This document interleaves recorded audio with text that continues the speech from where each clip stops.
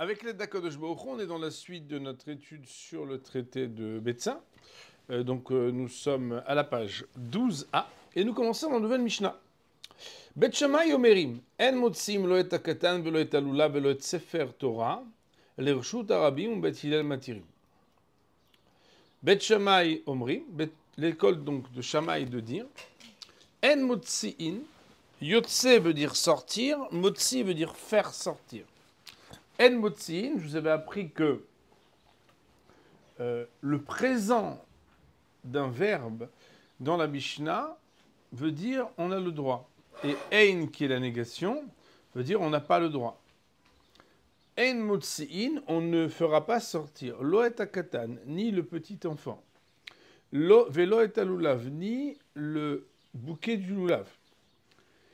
Des quatre espèces. Velo et sefer Torah, et non pas non plus le sefer Torah, l'irshut harabim dans le domaine public, ou bet Hillel matirim. Et bet Hillel, quant à eux, permettent.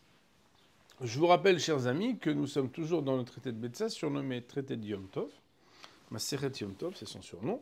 Et donc, par défaut, quand un sujet est abordé dans cette Masechet, ce sujet concerne Yom Tov et non Shabbat. Et par extension, parfois, eh bien, les sujets vont aussi toucher Shabbat. Mais par défaut, quand on parle des sujets dans notre Masechet, on parle d'un sujet qui touche Yom Tov. Et bien évidemment, il faut comprendre la problématique pour laquelle il y a même une question de se dire est-ce qu'on a le droit ou non de faire sortir un katan, un lulav et un sefer Torah. Alors la réponse à cette question, eh bien, c'est que si on devait chercher le point commun entre l'enfant, le lulav et le sefer Torah, ça vous demanderait un peu d'ingéniosité et de créativité. Mais Rashi va juste nous dire simplement lo et hakatan kol mileh delav tzorech achila. Toute chose qui n'est pas pour les besoins du manger. Comme vous le savez, mon révérend Botaï, la seule différence entre Shabbat et Yom Tov, si on regarde la littéralité du texte de la Torah, c'est ce qu'on avait appelé Ochel Nefesh. Ochel Nefesh, c'est les besoins de la consommation. Autrement dit, le verset de la Torah nous avait dit Ach, cependant, tout ce qui est pour la consommation d'un bon repas pour Yom Tov sera permis. En l'occurrence, ici, eh bien, on ne parle pas du fait de faire sortir une salade, une bouteille de vin ou un morceau de viande qui est déjà prêt pour l'amener ou le rapporter de chez les voisins ou de chez des amis pour le consommer pendant Yom Tov, mais on nous parle d'objets ou de sujets qui ne sont pas pour consommer. Et la Mishnah nous dit que c'est une discussion entre Bet Shammai et Bet Hillel. Et d'ailleurs, ça peut nous faire réfléchir, puisque nous on se dit ouais, mais on a le droit de porter à Yom Tov. C'est vrai.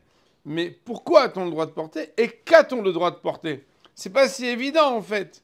Et c'est pourquoi nous allons explorer ce sujet avec un concept très intéressant qui est le concept de mitoch. Nous allons en parler.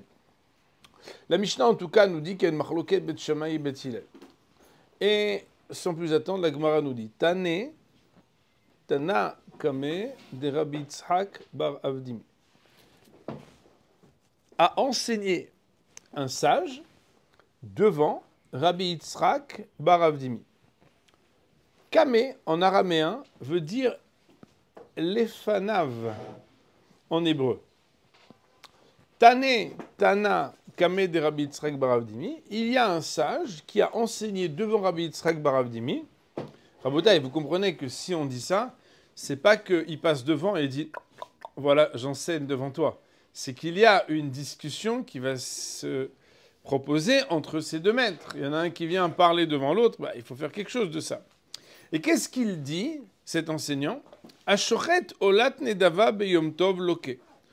Celui qui a égorgé un holocauste de type Ola, qui est en plus un korban de nedava, de cadeau, pendant Yom Tov, il va devoir prendre les 39 coups. Je vais reprendre cette expression pour la détailler le plus possible. Le fait de ne pas utiliser le présent mais le passé en disant « Ashochet, celui qui a », signifie la plupart du temps que c'est quelque chose qu'il n'aurait pas dû faire, mais qu'il a fait quand même. « Hashochet, celui qui a égorgé ». Et « Olat Nedava », eh bien, la Nedava, c'est quelque chose qui est supplémentaire à ton initiative. Tu as décidé de faire un cadeau au Beth Amikdash. Maintenant, ton cadeau au Beth Amikdash, est-ce qu'il est indispensable de l'égorger pendant Yom Tov? Alors tu dis, ça dépend. Si je veux en manger un morceau de viande de ce korban. Sauf que la problématique, c'est le korban Ola. Le mot Ola, qui veut dire en hébreu quelque chose qui va monter. Sa caractéristique, c'est un korban qui monte tout entier. Ça veut dire qu'en fait, il est totalement consumé sur le misbéar, sur l'autel saint, et il n'y en a aucune partie qui revient, ni à son possesseur, ni au Kohen. Par exemple, le korban shlamim, dont on dit qu'il va faire le shalom entre le Kohen, l'apportant, et Dieu, c'est parce que, et le misbéar, qui représente l'acceptation et la réception d'Hachem, et le Kohen, qui va être celui qui va en avoir aussi une rétribution, parce qu'il est Kohen, comme vous le savez, il y a des parties de la bête qui reviennent, il y a des cadeaux qui reviennent au Kohen, et aussi l'apportant vont en avoir. Mais ici, étant donné que c'est un korban Ola, alors par défaut, un korban Ola, on ne peut pas parler de Ochel Nefesh et de Simchat Yom Tov avec un Ola, parce que tu ne vas pas avoir une rétribution qui va te réjouir et que tu vas manger.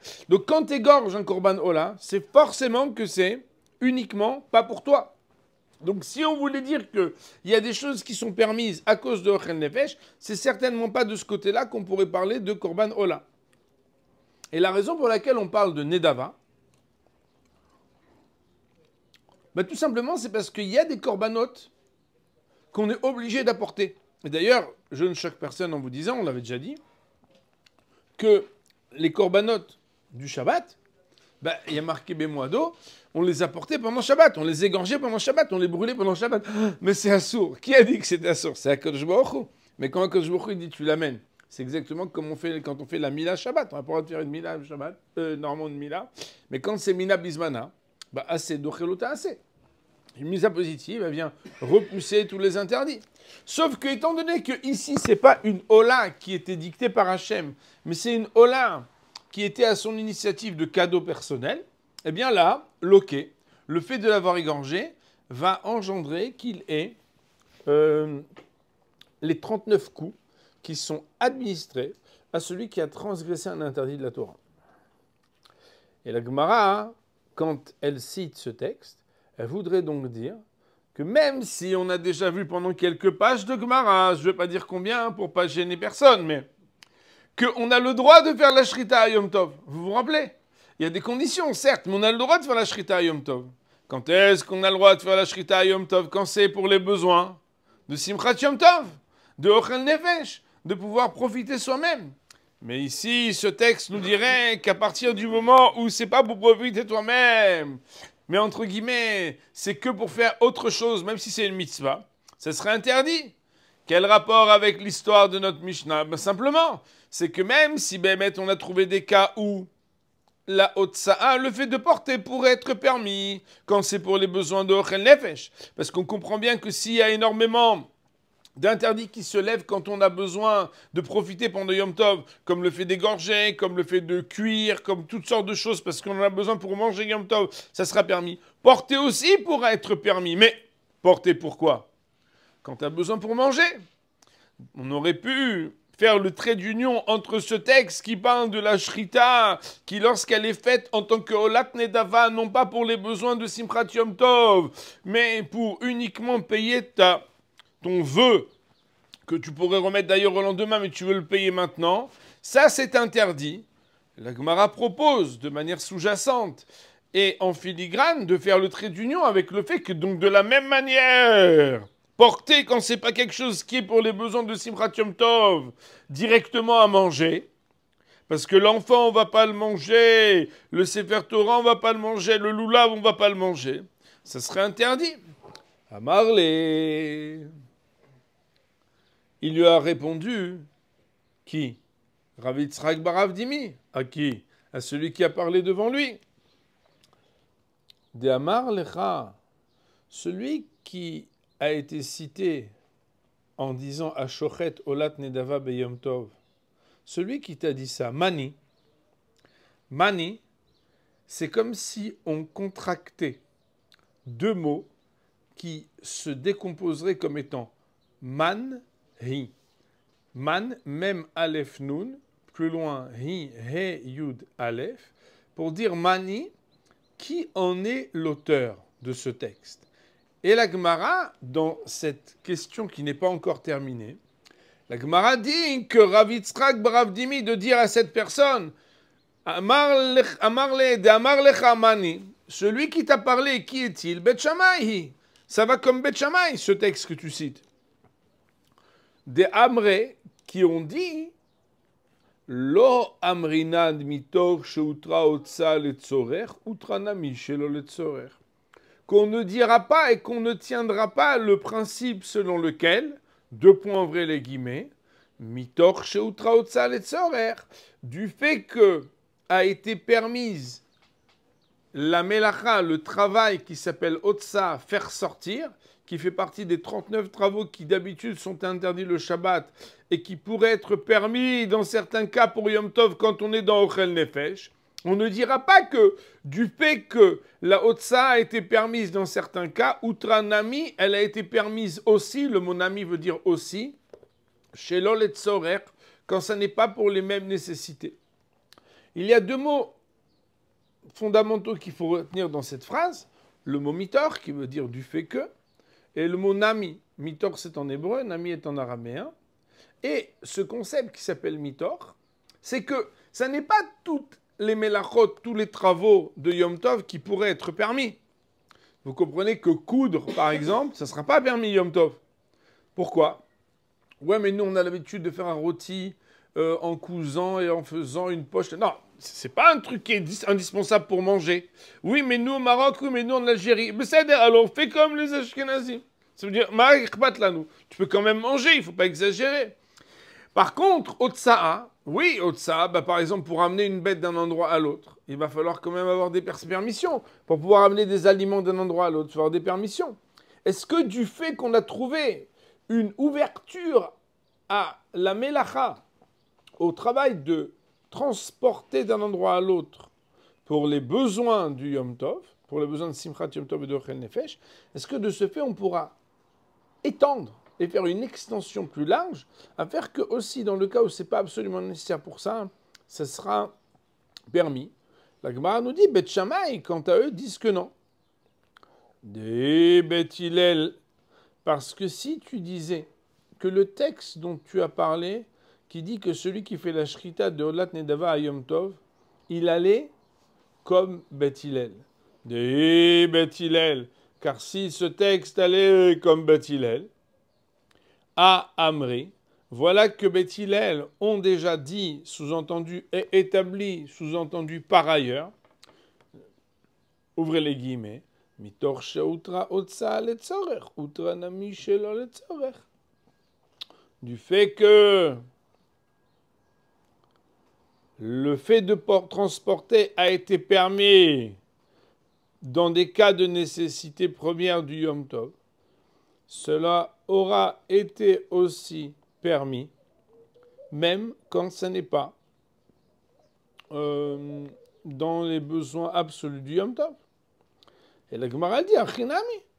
Et donc de la même manière, s'ils ont dit ça à propos de Otsa, à propos du fait de transporter, alors, Achanami, ici aussi dans le cas de Shrita, Mitor Sheutra Shrita Letzorer, du fait que depuis quelques pages on dit que la Shrita est permis quand c'est pour les nécessités du Yom Tov, Utranami Shelo Letzorer. On pourrait établir que d'après eux, ça serait permis même quand c'est pas pour les nécessités du Yom Tov. Or, le fait de dire que celui qui va égorger la Olat Nedava qui définit et qui est l'archétype et la représentante, le cas pratique où c'est pas les tzorer, et que pourtant on dit qu'il va être loqué, qu'il va prendre les coups de l'interdiction, de celui qui a transgressé un interdit, alors c'est forcément, parce que ça ne tient pas selon l'opinion, qui dit mitor, sheutra letzorer, utranami shelo letzorer. Point. Dans cette première partie, la Gemara compare le texte qui parle de la shrita chez le letzorer avec la otsa chez le letzorer. en nous disant qu'il existe un concept qui s'appelle mitor. Et bien évidemment, cette extension du mitor va demander à être réfléchie. Premièrement, si on t'a permis, oui mais papa, une fois tu m'as permis dans un cas exceptionnel. Mais tu viens de le dire, c'est parce que c'était exceptionnel. Oui, mais ça veut dire que c'est pas si grave pour toi. Parce que si c'était si grave pour toi, même dans un cas exceptionnel, tu n'aurais pas permis. Il y a des choses que tu ne permets pas d'une manière exceptionnellement exceptionnelle. Déjà, on va devoir interroger ce sujet. Parce que qui permet d'aller extrapoler, étendre à ce que même dans un cas où c'est pas les tzorer aussi, ça serait permis. Première question.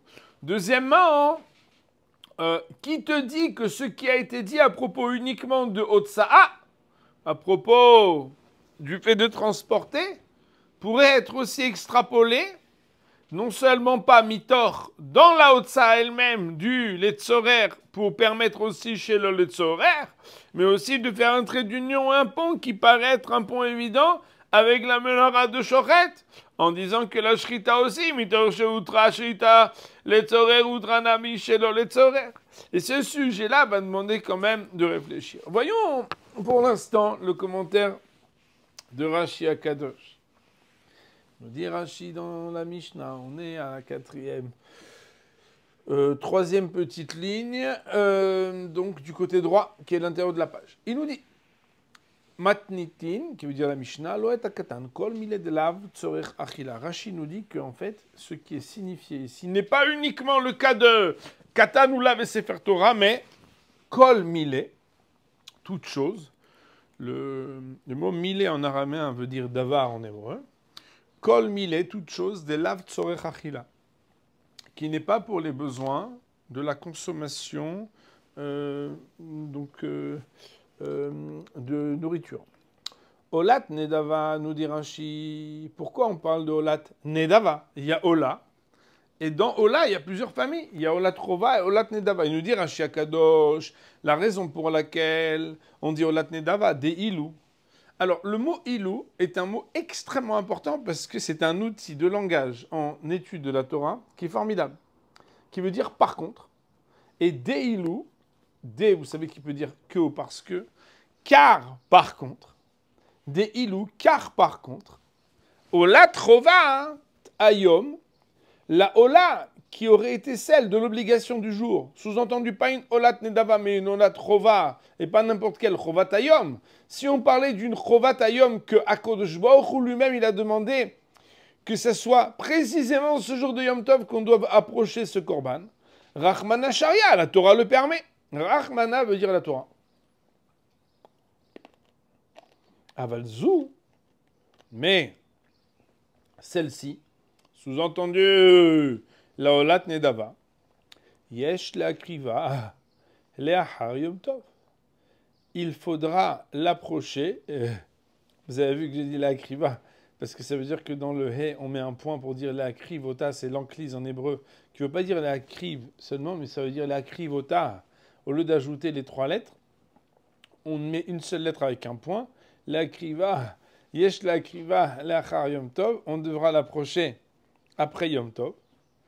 Et s'il le fait quand même, alors qu'il n'aurait pas dû, Loke, Michou, mais là vous avez une petite annotation, me semble-t-il, comme moi, n'est-ce pas, avec un petit vav, où il est écrit Mishum, Kol Melacha Lo Yaseh Bahem, tout travail ne doit pas être réalisé pendant le Yom Tov.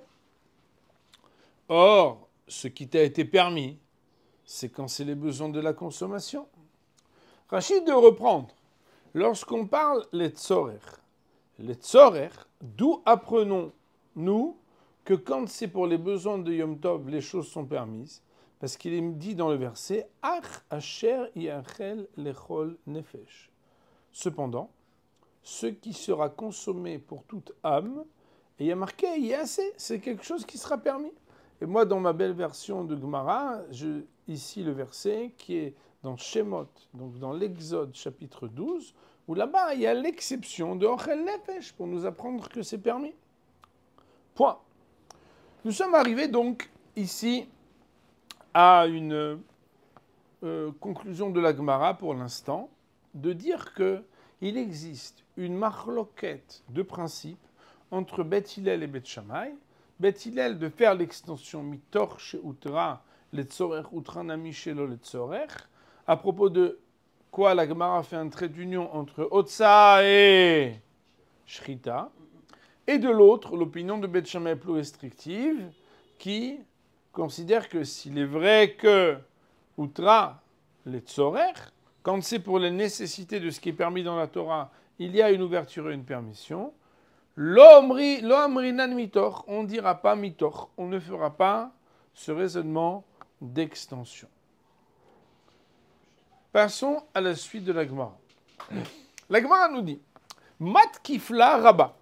Alors, quand on entend le mot matkif en Israël, pour ceux qui parlent l'hébreu moderne, même s'ils comprennent que matkif c'est un mot de Gemara qui est emprunté à l'araméen, on sent quand même que ça va chauffer.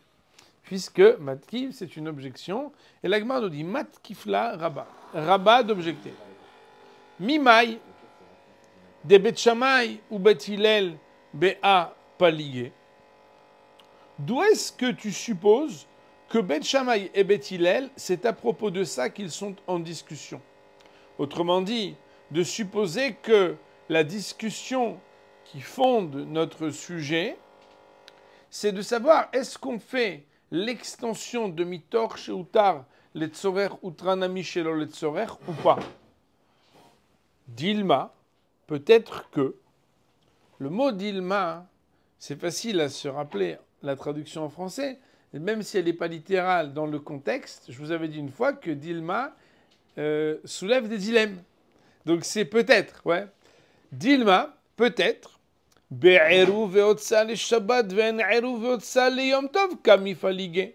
Alors, il faut savoir que paligé, qui veut dire discuter l'un contre l'autre, c'est un mot qui s'écrit à la fin de la phrase, mais qui doit se traduire en début de phrase.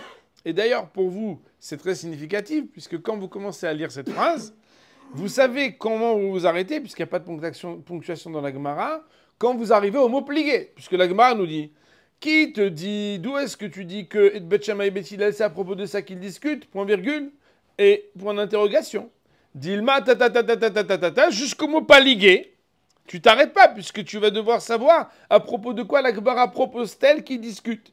Peut-être que c'est B, vous vous rappelez qu'il y a 4 traductions ici, c'est dans le cas où, dans le cas de dire est-ce que est-ce que du fait qu'il y a un sujet de l'interdiction de faire transporter pendant Shabbat, il n'y a peut-être pas la même problématique de transporter et donc de créer une alternative qui s'appelle le Eruv pendant Yom Tov, et c'est peut-être à propos de ça qu'il discuterait. Et la Gemara nous fait le cadeau de développer ce qui en sera des opinions, en disant Mar, ça va. Un soutiendrait l'opinion. Mar veut dire monsieur, un tel. Un d'entre eux. Savar, même si le mot svara veut dire une logique, ici savar veut dire soutiendrait l'opinion. Mar savar eruv ve'otsa le Shabbat ve'eruv ve'otsa le Yom Tov.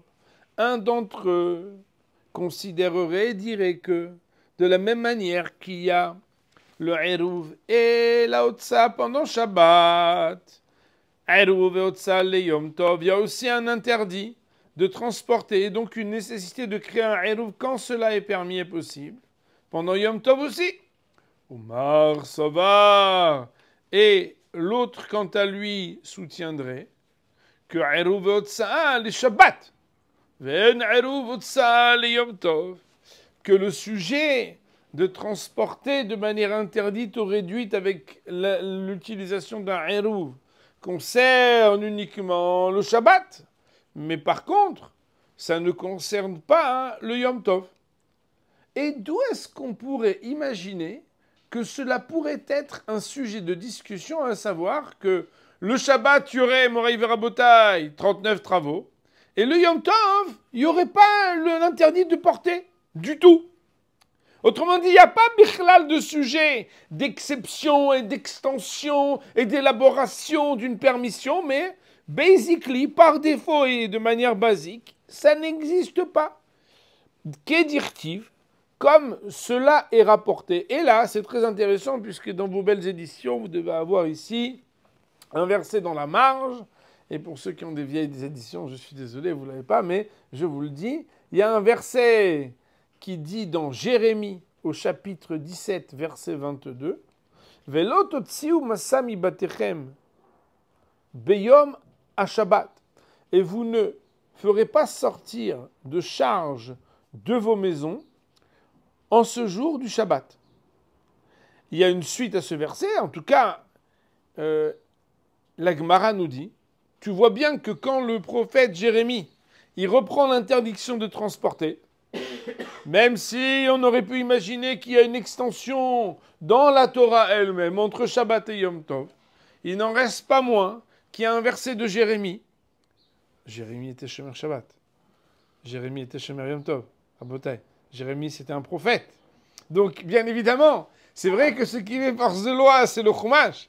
Mais jamais on peut imaginer qu'on va étudier dans le Navi quelque chose qui ne soit pas là, très significatif pour nous. Et là-bas, on voit qu'il y a marqué qu'on n'a pas le droit de transporter et de sortir. Beyom Shabbat. Ah, be Shabbat in, beyom tov la. Le mot in, qui veut dire ne pas, en hébreu, veut dire exactement le contraire en araméen.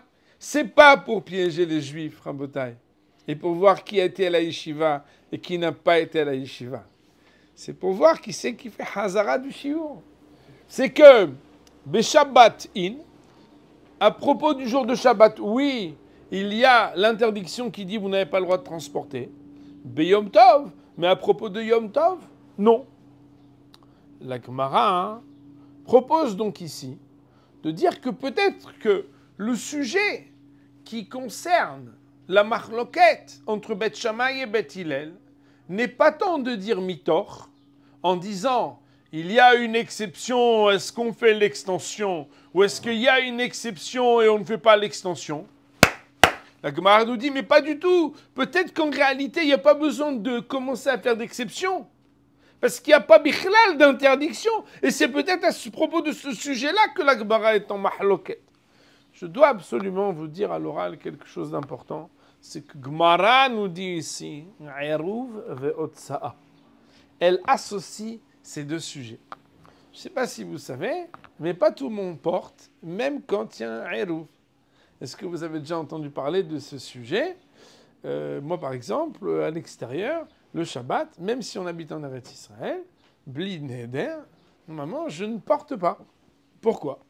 Eh bien, tout simplement parce que il faut savoir que le sujet, alors c'est pas la stricte loi, il y a des permissions de porter quand il y a un Eruv, mais je vais vous expliquer que, vous savez, des fois, les barbus, ils commencent à faire comme ça. Ça veut dire que c'est un peu plus complexe que si on n'a pas de barbe. Okay? C'est que quoi? C'est qu'en réalité, le Eruv est un moyen d'ordre rabbinique de permettre de porter dans le domaine public. Oh, un moyen rabbinique ne peut pas permettre quelque chose qui est de l'ordre de la Torah. Ça paraît évident. C'est comme si vous dites qu'il y a une clé qui fait 5 mm, il faut qu'elle ouvre une porte dont l'ouverture est de 14 mm. Tu peux essayer de la faire sur mesure, mais tu la feras sur mesure. Mais elle ne peut pas, parce qu'elle ne touche même pas les deux côtés de la porte. Donc, tout le sujet de Eruv, qui permet de transporter d'un endroit à l'autre, ne peut entrer en ligne de compte que lorsqu'on est dans un cas de figure où transporter ne serait plus de la Torah, mais uniquement d'ordre rabbinique. Quoi? Alors là, tu m'embrouilles. Mais porter, c'est de la Torah. Ça dépend où. Si tu transportes dans un domaine public défini par un domaine public de la Torah, alors l'interdiction que tu enfreins est de la Torah. Mais il y a des cas de figure où le Roshut Harabim est des Rabbanan. Le domaine public est d'ordre rabbinique. Dans certaines mesures avec une certaine hauteur, dont certaines caractéristiques, le domaine public n'est pas de la Torah, mais uniquement d'ordre rabbinique. Et c'est la raison pour laquelle, quand on parle d'un domaine public et d'Oraïta, alors là-bas, on ne peut pas parler de Eruv. Mais quand on parle de domaine public et des Rabbanan, là, on peut parler de Eruv. Or, qu'est-ce que c'est un domaine public d'Oraïta?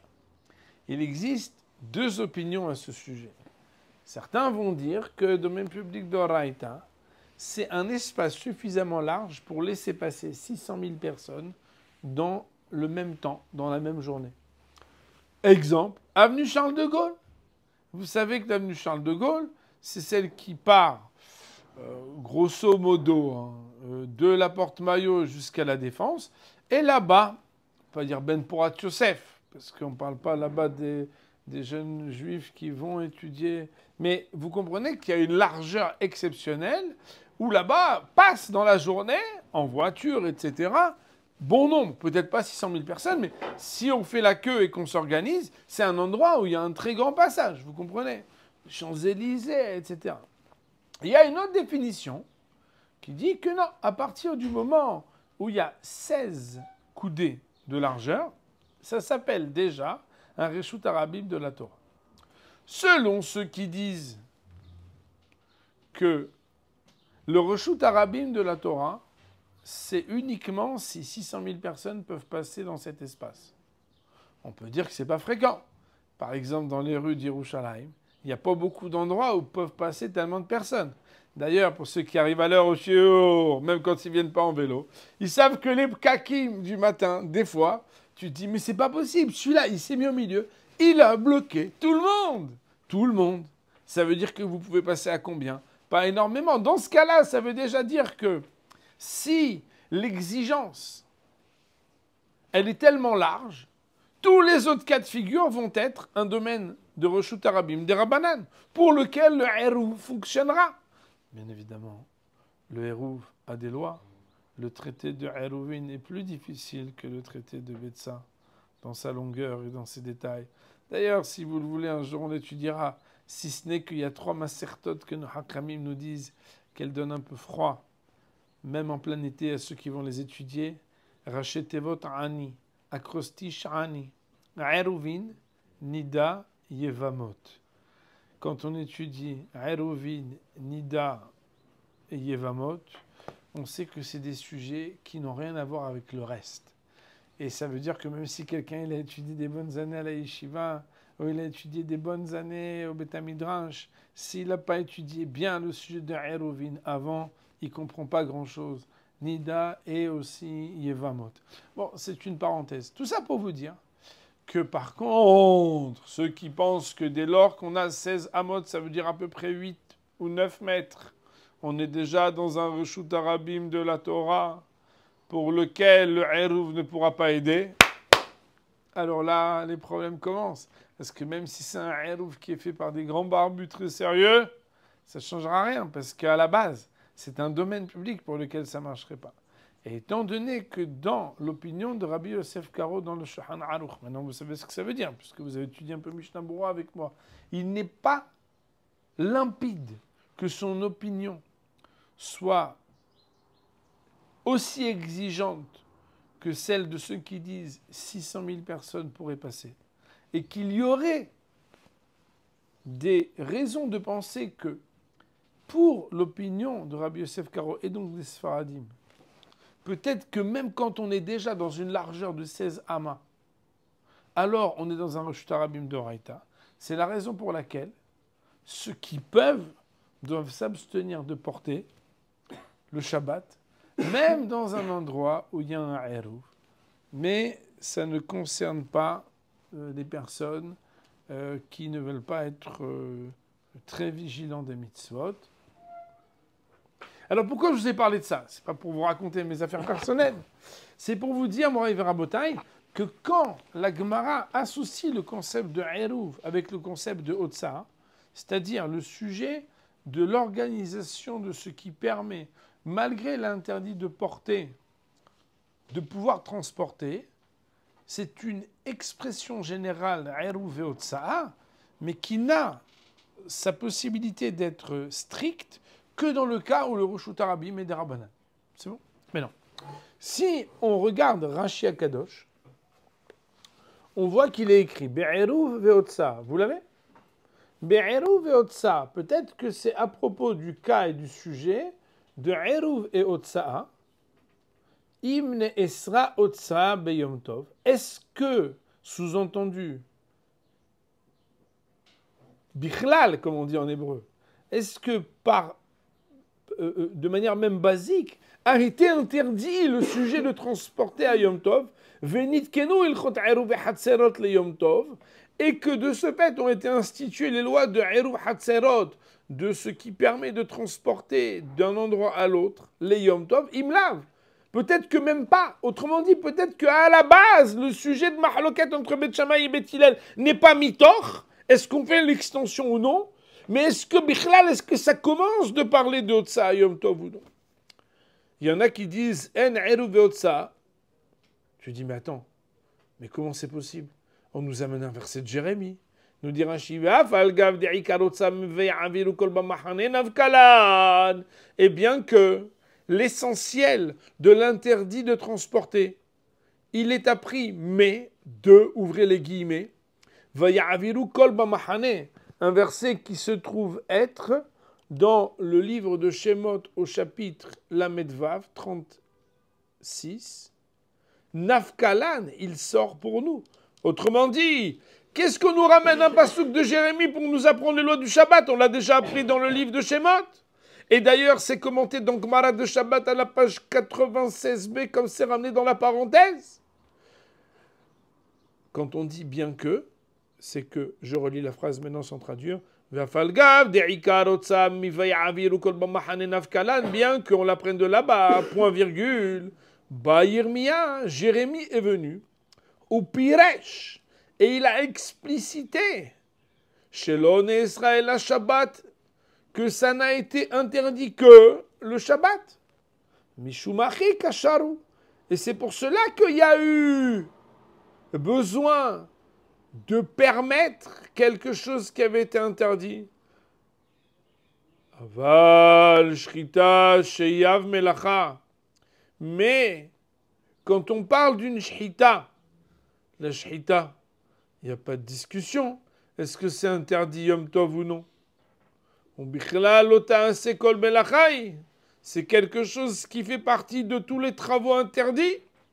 Ei malach, je te dirais, afilou le Beth Hillel, même pour Beth Hillel, imutra le tzorer, si jamais c'était permis pour la nécessité, l'autre chez le tzorer, tu ne pourras jamais arriver à faire cette extension. Ve'ach matnitin, et donc cette Mishnah qui permettrait, qui interdirait la shrita pendant Yom Tov, Achmatnitin, cette Mishnah qui interdirait la shrita pendant Yom Tov, Afilou Beth Hillel, elle pourrait aller même comme Beth Hillel. Autrement dit, Moraï Verabotaï, je pense que là, il faut que je réexplique un tout petit peu. La Gemara nous dit, quand est-ce que tu peux te permettre de faire une extension? C'est quand à la base, tu pourrais imaginer que quelque chose concerne le Shabbat et pas le Yom Tov. Mais ça, c'est à propos uniquement de la Melacha de Otsa qu'il y a un verset qui nous dit ça. Mais à propos de la Melacha de Shechita, à propos du travail qui parle de l'égorgement, là, il n'y a pas d'ouverture possible. Et peut-être que même si à propos de Otsa, tu aurais des discussions entre Beth Shammai et Beth Hillel, savoir extension, pas extension. Ceci pourrait concerner uniquement la Otsa, parce qu'elle a des particularités telles qu'on pourrait le comprendre du verset de Jérémie, mais en aucun cas à propos de la Shechita. Ce sur quoi je vous propose de faire une petite pause. Et on va dire pour aujourd'hui, Baruch Ne'li Haolam, Amen.